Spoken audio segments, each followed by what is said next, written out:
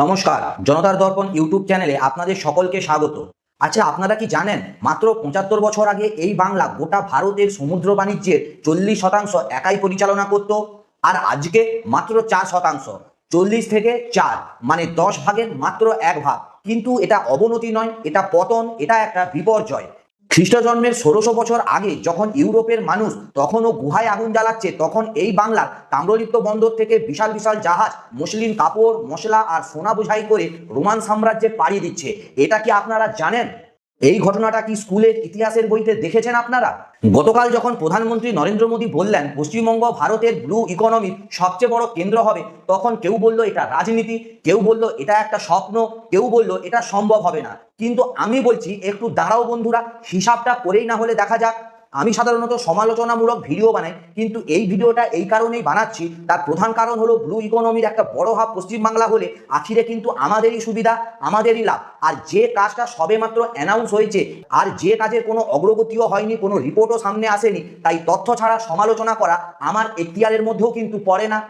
এই ভিডিওতে আমি আপনাদের দেখাবো যে বাংলার সমুদ্র একসময় কতটা শক্তিশালী ছিল, কিভাবে সেটা ধ্বংস হলো, আর এখন সত্যিই কি সোনার বাংলা ফিরতে পারে, নাকি এটাও আরেকটা রাজনৈতিক প্রতিশ্রুতি হয়েই থেকে যাবে।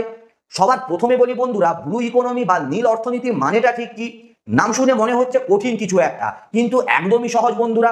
সমুদ্র নীল, আকাশের আলো সমুদ্রে পড়লে সমুদ্র নীল দেখায়, আর সেই সমুদ্রকে ঘিরে যত অর্থনীতি, জাহাজ চলাচল, মাছ চাষ, বন্দর বাণিজ্য, সমুদ্রের তলার খনিজ সম্পদ, উপকূলে পর্যটন, সামুদ্রিক জৈব প্রযুক্তি, এই সব কিছুই মিলিয়ে হলো ব্লু ইকোনমি। কিন্তু বন্ধুরা একটা শর্ত রয়েছে, সমুদ্রকে ধ্বংস না করে, সামুদ্রিক বাস্তুতন্ত্র নষ্ট না করে, পরিবেশের ভারসাম্য রক্ষা করে। এখন প্রশ্ন হলো, এতে আমাদের আপনাদের লাভটা কি? আপনি যদি জেলে হন তাহলে মাছ ধরার পরিসর বাড়বে, রপ্তানির সুযোগ বাড়বে, আর আয়টাও বাড়বে। আপনি যদি কৃষক হন, বন্দর বাড়লে ট্রেড বাড়ে, ট্রেড বাড়লে আমার আপনার ফসলের বাজারও বাড়ে। আপনি যদি বেকার যুবকও হন, জাহাজ তৈরির কারখানা, বন্দর নির্মাণ, logistics, start up, lakh lakh চাকরি তৈরি হবে। আপনি যদি ব্যবসায়ী হন, আন্তর্জাতিক বাজারে পণ্য পাঠানো একেবারে সহজ হবে, আর খরচও কমবে। মানে ব্লু ইকোনমি শুধু সমুদ্রের কাছে যারা থাকে তাদের জন্য নয়, গোটা রাজ্যের, গোটা দেশের অর্থনীতির কিন্তু মেরুদণ্ড হয়ে দাঁড়ায়। আর এই মেরুদণ্ডটাই বাংলায় ভেঙে গিয়েছিল। কিন্তু কিভাবে সেটা বলার আগে বন্ধুরা একটু পেছনের দিকে যাওয়া দরকার, অনেকটা পেছনে।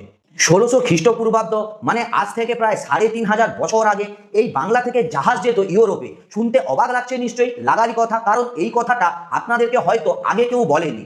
তারপর ৪০০ খ্রিস্টপূর্বাব্দে অর্থাৎ যীশু খ্রিস্টের জন্মের ৪০০ বছর আগে তাম্রলিপ্ত বন্দর আজকের মেদিনীপুর অঞ্চলে, সেখান থেকে দক্ষিণ পূর্ব এশিয়া, রোমান সাম্রাজ্য, মধ্য এশিয়ার সবখানে বাণিজ্য চলতো। রোমানরা আক্ষেপ করতো কখন বাংলার জাহাজ আসবে, কখন মুসলিন আসবে, কখন মশলা আসবে। বাংলার মুসলিন কাপড় এতটাই বিখ্যাত ছিল যে রোমান সাম্রাজ্যের দরবারে সেটা পরা হতো। সেই কাপড়ের নাম ছিল ওভেন এয়ার, বোনা বাতাস। এতটাই পাতলা ছিল যে একটা পুরো শাড়ি একটা ছোট আংটির ভেতর দিয়েও পার করা যেত। এটি ছিল বাংলার উৎপাদন, এটি ছিল বাংলার শক্তি, আর এই উৎপাদন বিক্রি হতো সমুদ্রপথ ধরে। তাম্রলিপ্ত বন্দর শুধু পশ্চিমবঙ্গের নয়, গোটা ভারতের সবচেয়ে বড় বাণিজ্য কেন্দ্র ছিল। এখানে একটা মজার তথ্য আপনাদের দেই, বাঙালিরা জাহাজ তৈরি করতে এতটাই দক্ষ ছিল যে মুঘল সম্রাট আকবরও বারো ভূঁইয়াদের হারাতে পারেনি। কারণ বারো ভূঁইয়ারা এমন ছোট এবং চটপটে জাহাজ বানাতো যেটা মুঘলদের বড় ভারী জাহাজও পারত না। এই জাহাজগুলো অগভীর নদীতেও সুন্দরভাবে চলতো। এমনকি বন্ধুরা ডাচরা অর্থাৎ হল্যান্ডের মানুষ যখন তাদের ইস্ট ইন্ডিয়া কোম্পানি তৈরি করলো ১৬০২ সালে, তখন তারা বাংলা থেকে জাহাজ তৈরির প্রযুক্তি নিয়ে গেল, আর ব্রিটিশরা পরে ডাচদের কাছ থেকেই সেই প্রযুক্তি নিল। মানে ইউরোপের সামুদ্রিক আধিপত্যের পেছনে রয়েছে বাংলার প্রযুক্তি। আর এই কথাটাও কিন্তু কোথাও লেখা নেই। কিন্তু কেন বন্ধুরা? কারণ ইতিহাস লেখে বিজয়ীরা।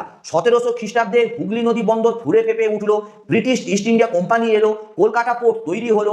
১৮০০ শতাব্দীতে কলকাতা এশিয়ার অন্যতম বড় বন্দর, ব্রিটিশ ভারতের রাজধানী হলো। সেই সময় কলকাতা পৃথিবীর দ্বিতীয় অর্থনীতির শহর ছিল, লন্ডনের পরেই ছিল কলকাতার দ্বিতীয় স্থানে। আর সেই সময় কলকাতার সবচেয়ে ধনী মানুষ কে ছিল জানেন? রানী রাসমণি। আর রানী রাসমণির সম্পদ কোথা থেকে এসেছিল? এই ব্লু ইকোনমি থেকেই এসেছিল, মাছের ব্যবসা থেকে, জলপথে ব্যবসা থেকে। তাহলে প্রশ্ন হলো, এই বিশাল সাম্রাজ্য ধ্বংস হলো কিভাবে? ১৯৪৭ সালে স্বাধীনতা, সেই সময়ও বাংলা কিন্তু গোটা দেশের সমুদ্র বাণিজ্যের ৪০% পরিচালনা করত। তারপর শুরু হলো পতন ধাপে ধাপে। 1957 সালে 33%, 1965 সালে 20%, 1971 সালে 10.5% আর 2005 সালে 4 থেকে 5%। এই পতনের পেছনে কারণটা আসলে কি? সবার প্রথম কারণ হলো বন্ধুরা দেশভাগ। 1947 সালে দেশভাগ হলো, চট্টগ্রাম বন্দর চলে গেল পূর্ব পাকিস্তানে। এটা ছিল বিশাল ক্ষতি। চট্টগ্রাম ছিল পূর্ব বাংলার প্রধান গভীর সমুদ্র বন্দর। রবার্ট ক্লাইভের ভুল সীমারেখা আর আমাদের কলকাতার নেতাদের দর কষাকষির ব্যর্থতা এই বন্দরটা আমাদের হাতছাড়া হয়ে গেল। তবে একটা ভালো কথাও আছে, সেই সময় মালদা আর মুর্শিদাবাদকে ভারতে রাখা সম্ভব হয়েছিল শ্যামাপ্রসাদ মুখোপাধ্যায়ের লড়াইয়ের জন্য। যদি এই দুটো জেলা না থাকতো, ফারাক্কার জল এদিকে আনা একেবারেই সম্ভব হতো না, কলকাতা বন্দর মরেই যেত। তবে চট্টগ্রাম হারানোর ক্ষতিটা সবচেয়ে বড়। দ্বিতীয় কারণ হলো রাজনৈতিক অবহেলা। স্বাধীনতার পর দশকের পর দশক ধরে এই রাজ্যে কোনো নতুন গভীর সমুদ্র বন্দর একেবারে তৈরি হয়নি। কলকাতা বন্দরে পলি জমতে থাকলো, মেনটেনেন্স হলো না, বড় জাহাজ আসতে পারে না, কারণ নদী অগভীর হয়ে পড়েছে। একজন প্রাক্তন নৌসেনা আধিকারিক বলেছিল, তিনি যখন কলকাতা বন্দরে জাহাজ নিয়ে আসছিলেন 3-4 দিন লেগে গেছিল ঢুকতে, কারণ কোনো রক্ষণাবেক্ষণ নেই, কোনো পরিকাঠামো নেই। এবার ভাবো, যদি একটা যুদ্ধ জাহাজের এই অবস্থা হয়, তাহলে ব্যবসায়িক জাহাজের কি অবস্থা হবে? একদিনের পণ্য পরিবহনে যদি 4 দিন লাগে, পণ্য নষ্ট হয়ে যায়, ব্যবসায়ীরা তাহলে অন্য বন্দরে চলে যায়। তৃতীয় কারণ হলো বামফ্রন্টের 34 বছর আর তৃণমূলের আমল। শিল্প বিরোধী পরিবেশ, বিনিয়োগকারীরা ভয় পালিয়ে গেল, কলকারখানা বন্ধ হলো, তোলাবাজি শুরু হলো। কলকাতা বন্দরে এমন পরিস্থিতি তৈরি হয়েছিল যে বিদেশি জাহাজকে নির্দিষ্ট পরিমাণ চাঁদা না দিলে 3 দিন আটকে রাখা হতো। এই কথাটা কেউ প্রকাশ্যে বলে না, কিন্তু যারা বন্দরে ব্যবসা করেছেন তারা জানেন। ফলে বন্ধুরা, বিদেশি ব্যবসায়ীরা কলকাতা বন্দর এড়িয়ে চলতে লাগলো। ভাইজাগ গেল, মুম্বাই গেল, চেন্নাই গেল, কলকাতাটা পড়েই রইল। চতুর্থ এবং এটা সব থেকে চিন্তার কারণ হলো প্রতিযোগী বন্দরের উত্থান। বাংলাদেশের চট্টগ্রাম বন্দর এবং মংলা বন্দরে চায়নার বিনিয়োগে প্রচুর উন্নয়ন হয়েছে। নেপাল, ভুটান, উত্তর পূর্ব ভারতের রাজ্যগুলো যে মালপত্র কলকাতা বন্দরের মাধ্যমে পাঠাতো, সেটা এখন বাংলাদেশের বন্দর ব্যবহার করছে। এর কারণটা কি বন্ধুরা? এর কারণটা হলো কলকাতা বন্দর ধীরে ধীরে অকার্যকর হয়ে পড়ছিল। এখানে একটা গুরুত্বপূর্ণ প্রশ্ন উঠেছে, বাংলার এই পতন কি আর থামানো সম্ভব? এখন বাংলায় কতগুলো বন্দর আছে আর সেগুলোর ঠিক কিরকম অবস্থা? প্রথমত, কলকাতা বন্দর এটাই রাজ্যের সবচেয়ে বড় বন্দর, কিন্তু কলকাতার হুগলি নদীতে ক্রমশ পলি জমছে, গভীরতা কমে যাচ্ছে, বড় আধুনিক জাহাজগুলো আসতে পারছে না। দ্বিতীয়টি হলো হলদিয়া বন্দর। এটা রাজ্যের দ্বিতীয় বৃহত্তম বন্দর। পেট্রোকেমিক্যাল পণ্য এখানে বেশি হ্যান্ডেল করা হয়, কিন্তু এখানেও সমস্যা আছে, ক্যাপাসিটি সীমিত। এই দুটো বন্দর দিয়ে বাংলা এখন দেশের মোট সামুদ্রিক বাণিজ্যের মাত্র 4 থেকে 5% পরিচালনা করে। কিন্তু এবার আসছে সব থেকে বড় খবর, প্রস্তাবিত হয়েছে দুটো নতুন বন্দর। প্রথমত হলো দাদান পাত্র বা ডিপ সি পোর্ট। পূর্ব মেদিনীপুরের তাজপুর থেকে 10 কিলোমিটার দূরে 1700 একর জমি ইতিমধ্যে রাজ্য সরকারের হাতে রয়েছে। এটা হবে গভীর সমুদ্র বন্দর, মানে বড় আন্তর্জাতিক জাহাজ এখানে সরাসরি আসতে পারবে। এই বন্দরের গুরুত্ব বন্ধুটা কতটা বোঝা? একটা গভীর সমুদ্র বন্দর মানে বড় কন্টেনার জাহাজ অনায়াসে আসতে পারবে সরাসরি, মাল ট্রান্সশিপমেন্ট করতে হবে না, খরচ কমবে, সময় বাঁচবে। দ্বিতীয়ত হলো সাগর বন্দর। দক্ষিণ 24 পরগনায় সুন্দরবনের কাছাকাছি এলাকায়, এটাও প্রস্তাবিত গঙ্গাসাগরের কাছে। এই দুটি বন্দর তৈরি হলে বাংলার সমুদ্র অর্থনীতি চেহারা বদলে যাবে। কিন্তু বন্ধুরা, শুধুমাত্র বন্দর দিয়ে তো আর হবে না। বন্দরের সঙ্গে দরকার রেল সংযোগ, সড়ক সংযোগ এবং বিমানবন্দর সংযোগ, ওয়্যার হাউস এবং লজিস্টিক পার্ক। আর দরকার একটা জিনিস, যেটা সবচেয়ে বেশি জরুরি, সেটা হলো তোলাবাজি মুক্ত সুস্থ পরিবেশ। এখন কথা হলো, এই উদ্যোগগুলো কি সত্যি বাস্তবায়িত হবে? এখন একটা বিষয় বলি, যেটা নিয়ে কেউ বেশি কথা বলে না, কিন্তু সবচেয়ে গুরুত্বপূর্ণ, জিআরএসি অর্থাৎ গার্ডেনারি শিপ বিল্ডার্স অ্যান্ড ইঞ্জিনিয়ার্স। কলকাতার বুকে একটা জাহাজ তৈরির কারখানা, সম্পূর্ণ ভারতীয়। এখানে যা তৈরি হচ্ছে সেগুলো শুনলে বুক ফুলে উঠবে আপনাদের। সম্পূর্ণ ভারতীয় প্রযুক্তিতে তৈরি যুদ্ধ জাহাজ। এখানে এগুলো শুধু জাহাজ না, এগুলো ভারতের আত্মনির্ভরতার প্রতীক। গত 2 বছরে জিআরএসি থেকে অন্তত 8টি জাহাজ কমিশন হয়েছে। এর আগের বছরও বন্ধুরা ইকসাক সার্ভে শিপ কমিশন হয়েছে, হিমগিরি কমিশন হয়েছে, অ্যান্টি সাবমেরিন ওয়ারফেয়ারের জন্য 3টি শিপ। আর সবচেয়ে বড় খবর, জিআরএস কে নবরত্ন মর্যাদা দেওয়া হয়েছে। নবরত্ন মানে জিআরএসি এখন নিজে সিদ্ধান্ত নিতে পারবে বড় বিনিয়োগের, সরকারি অনুমতির জন্য ঘুরে বেড়াতে হবে না। এই জিআরএসি আগে মরিশাস, মালদ্বীপ, ইন্দোনেশিয়া, শ্রীলঙ্কা, এমনকি বাংলাদেশেও জাহাজ রপ্তানি করেছে। কিন্তু এটার অর্থনৈতিক গুরুত্বটা কোথায়? একটা জাহাজ তৈরি মানে শুধু একটা কারখানায় কাজ নয়। একটা জাহাজ তৈরিতে লাগে স্টিল, ইলেকট্রিক্যাল যন্ত্রপাতি, কেবিল, রেডিও সিস্টেম, ইঞ্জিনের যন্ত্রাংশ, হাজার হাজার স্পেয়ার পার্টস। এই সব কিছু সরবরাহ করার জন্য একটা পুরো ম্যানুফ্যাকচারিং ক্লাস্টার তৈরি হওয়ার সুযোগ রয়েছে কলকাতা আর তার আশেপাশের অঞ্চলে। আর এই একটা জিআরএসি থেকে হাজার হাজার ছোট কারখানা, হাজার হাজার চাকরিও তৈরি হতে পারে। এটা হলো মাল্টিফিল এফেক্ট। একটা বড় শিল্প এলে তার চারপাশে আরো অনেক ছোট শিল্প গড়ে ওঠে। গুজরাটে এটাই হয়েছে, কিন্তু বাংলায় গত 40 বছরে একটাও সেরকম ভাবে নতুন ম্যানুফ্যাকচারিং ইউনিট কিন্তু আসেনি। এরপরে আমি আপনাদেরকে বলি, ব্লু ইকোনমিতে ঠিক কোথায় কোথায় সুযোগ আছে বাংলার। এটা বুঝলে আপনারা কিন্তু বুঝবেন এটা এতটাই গুরুত্বপূর্ণ কেন।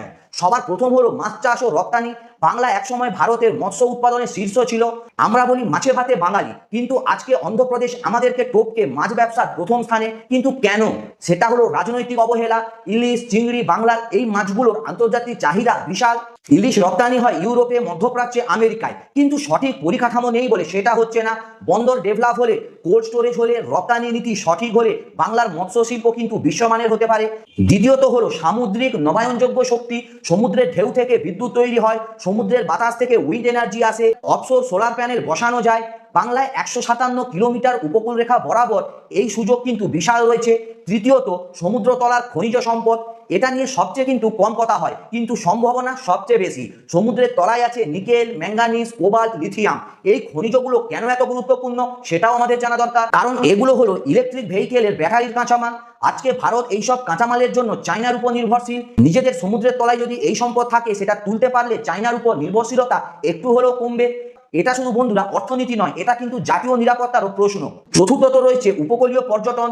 দীঘা, মন্দারমণি, তাজপুর, বকখালি, সাগর, এই জায়গাগুলোর পর্যটন সম্ভাবনা একেবারে অপরিসীম, কিন্তু পরিকাঠামো সেরকম নেই বলে মানুষ গোয়া, কেরালা যাচ্ছে।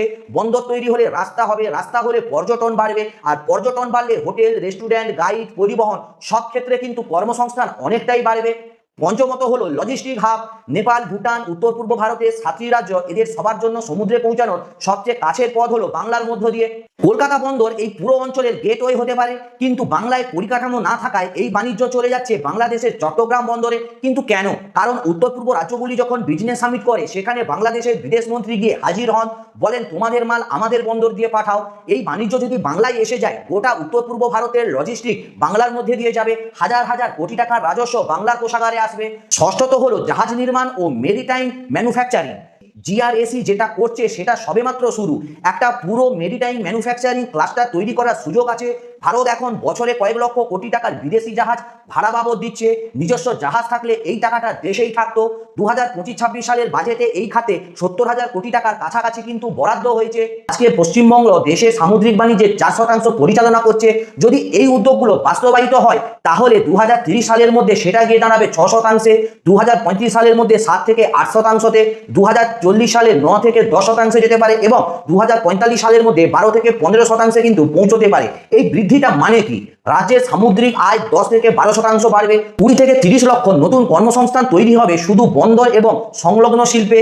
জাহাজ নির্মাণ কারখানা, পেট্রোকেমিক্যাল কারখানা, কন্টেনার টার্মিনাল, অনুসারী শিল্পে। আর 2047 সালে স্বাধীনতা শতবর্ষে বাংলার জিডিপিতে ব্লু ইকোনমির অবদান আজকের তুলনায় 3 গুণ হতে পারে বলে কিন্তু বিশেষজ্ঞরা মনে করছেন। কিন্তু বন্ধুরা, এর জন্য কি কি দরকার? এর জন্য দরকার সৎ, দক্ষ এবং সংগঠিত প্রশাসন। রাজনৈতিক সদিচ্ছা আর প্রশাসনিক দক্ষতা, এই দুটো একসাথে এলেই এটা বাস্তবায়ন সম্ভব। এরপরে বন্ধুরা আসি, সামনে কি কি চ্যালেঞ্জ থাকতে পারে। প্রথম চ্যালেঞ্জ হলো পরিবেশ। দাদান পাত্র বার বা সাগর বন্দর তৈরি করতে গেলে সুন্দরবনের কথা মাথায় রাখতে হবে। সুন্দরবন পৃথিবীর বৃহত্তম ম্যানগ্রোভ বন। এটা বাংলার, ভারতের, এমনকি পুরো পৃথিবীর ফুসফুস। এই ম্যানগ্রোভ সমুদ্রের ঝড় থেকে উপকূলকে রক্ষা করে। বন্দর তৈরির উৎসাহে যদি সুন্দরবন ধ্বংস হয়, তাহলে কিন্তু লাভের চেয়ে ক্ষতিটাই হবে বেশি। পরিবেশকে রক্ষা করে উন্নয়ন করাই হলো আসল ব্লু ইকোনমির সংজ্ঞা। দ্বিতীয় চ্যালেঞ্জ হলো স্থানীয় মানুষের সমস্যা। দাদান পাত্র বারে যারা মাছ ধরে জীবিকা নির্বাহ করেন, সুন্দরবনের যে মানুষগুলো প্রজন্মের পর প্রজন্ম ধরে সমুদ্রের উপর নির্ভর করে বেঁচে আছেন, বড় কোম্পানি এসে যদি তাদের জীবিকা নষ্ট করে দেয়, তাহলে উন্নয়নের কোনো মানেই থাকতে পারে না। এই মানুষগুলোকে নতুন দক্ষতা দিতে হবে, নতুন কাজে যুক্ত করতে হবে, তবেই উন্নয়নটা টেকসই হবে। তৃতীয় চ্যালেঞ্জ সংযোগ পরিকাঠামো। শুধু বন্দর তৈরি করলেই হবে না বন্ধুরা, সেই বন্দরে রেল সংযোগ দিতে হবে, জাতীয় সড়ক সংযোগ দিতে হবে, বিদ্যুৎ সংযোগ দিতে হবে, ডিজিটাল সংযোগ অবশ্যই দিতে হবে। এটা একটা পুরো ইকোসিস্টেম, একটা অংশ বাদ গেলে পুরো সিস্টেমটাই আটকে যেতে পারে। চতুর্থ চ্যালেঞ্জ হলো দক্ষ মানব সম্পদ। সামুদ্রিক প্রকৌশলী দরকার রয়েছে, নাভাল আর্কিটেক্ট দরকার, জাহাজ পরিচালনার প্রশিক্ষিত মানুষ দরকার, লজিস্টিক্স বিশেষজ্ঞ দরকার। খড়গপুর আইআইটিতে নাভাল আর্কিটেকচার পড়ানো হয়, কিন্তু সেটা যথেষ্ট সংখ্যায় না। আর মেরিন ইঞ্জিনিয়ারিং এর কলেজ আর ট্রেনিং সেন্টারও যথেষ্ট মাত্রায় দরকার। পঞ্চম চ্যালেঞ্জ আমলাতান্ত্রিক জটিলতা। বন্দর তৈরি করতে কেন্দ্র সরকার, রাজ্য সরকার, বন্দর কর্তৃপক্ষ, পরিবেশ মন্ত্রণালয়, প্রতিরক্ষা মন্ত্রণালয় সকলের ছাড়পত্র লাগে। এই বিভিন্ন মন্ত্রণালয়গুলোর মধ্যে সমন্বয় না হলে প্রকল্প কিন্তু বছরের পর বছর ধরে আটকে থাকতে পারে। এটা কাটিয়ে উঠতে সিঙ্গেল উইন্ডো ক্লিয়ারেন্স সিস্টেম দরকার। ব্লু ইকোনমি শুধুমাত্র একটা ব্যবসা না, এটা জাতীয় নিরাপত্তার প্রশ্ন। He who rule the sea rule the world. এই কথাটা বন্ধুরা আজকের কথা না, শত বছরের পুরনো সামরিক জ্ঞান। ইতিহাস বলে যে যে দেশ সমুদ্রে আধিপত্য রেখেছে, পর্তুগিজ, ডাচ, ব্রিটিশ, তারাই কিন্তু পৃথিবী শাসন করেছে। আজকেও বঙ্গোপসাগরে বিভিন্ন দেশের আগ্রহ বাড়ছে। চায়না বাংলাদেশে বিনিয়োগ করছে বন্দরে, মায়ানমারে পোর্ট তৈরি করছে, শ্রীলঙ্কায় বন্দর দখল করে নিয়েছে। ভারতের পূর্ব উপকূলে শক্তিশালী নৌবাহিনী থাকা, শক্তিশালী বন্দর থাকা, নিজের জাহাজ থাকা, এটা শুধু অর্থনীতির প্রশ্ন নয়, এটা সুরক্ষারও প্রশ্ন। জিআরএসি থেকে যে যুদ্ধ জাহাজগুলো তৈরি হচ্ছে সেগুলো এই প্রশ্নের উত্তর। বাণিজ্য জাহাজ রক্ষা করতে নৌবাহিনী দরকার, নৌবাহিনী শক্তিশালী হলে বাণিজ্য নিরাপদ হয়, বাণিজ্য নিরাপদ হলে বিনিয়োগ আসে, আর বিনিয়োগ আসলে কর্মসংস্থান হয়। এটা একটা চক্র, আর এই চক্রটা চালু রাখার জন্য দরকার শক্তিশালী নৌসেনা, শক্তিশালী বন্দর এবং শক্তিশালী ব্লু ইকোনমি। এত কিছুর পরে বন্ধুরা একটাই প্রশ্ন সবার মনে আসবে, তাহলে কি সত্যিই ফিরবে সোনার বাংলা? এর উত্তরটা বন্ধুরা সত্যিই জটিল। আর যদি সত্যিকারের ফিরে আসে তাহলে তারও কিছু শর্ত আছে। প্রথম শর্ত হলো শুধু প্রতিশ্রুতি নয়, বাস্তবায়ন দরকার। বাংলায় বিনিয়োগ সম্মেলন বারবার হয়েছে, কোটি কোটি টাকা খরচ হয়েছে বিশ্ববঙ্গ বাণিজ্য সম্মেলনে, কিন্তু শিল্প আসেনি, কারণ প্রতিশ্রুতি ছিল, বাস্তবায়ন ছিল না। এবার যদি সত্যিই দালানপত্র বাড়ে, বন্দর তৈরি হয়, জিআরএসি আরো শক্তিশালী হয়, সুন্দরবনকে রক্ষা করে মৎস্য শিল্পের বিকাশ হয়, তোলাবাজি বন্ধ হয়, তাহলে হিসেবটা খুবই পরিষ্কার। বাংলার কাছে সমুদ্র আছে, নদী আছে, দক্ষ মানুষ আছে, সুশৃঙ্খল একটা প্রসিদ্ধ ইতিহাস আছে, আর ভৌগোলিক অবস্থান আছে। কাল থেকে মায়ানমার, উত্তর পূর্ব ভারত থেকে বাংলাদেশ, সবকিছুর কেন্দ্র হলো বাংলা। এই অবস্থানটাই বাংলার সবচেয়ে বড় শক্তি। খ্রিস্টপূর্ব যুগে তাম্রলিপ্তের জাহাজ রমে যেত, ব্রিটিশ আমলে কলকাতা পৃথিবীর দ্বিতীয় বৃহত্তম অর্থনীতি শহর ছিল। সেই ইতিহাস কিন্তু মিথ্যা ছিল না, সেই সম্ভাবনা হয়তো আজও মরেনি। শুধু দরকার সৎ নেতৃত্ব, দক্ষ প্রশাসক এবং দুর্নীতিমুক্ত সুস্থ পরিবেশ। এফিসিয়েন্সি আর অনেস্টি যখন একসাথে মেশে তখন সোনার বাংলা কিন্তু গড়া সম্ভব।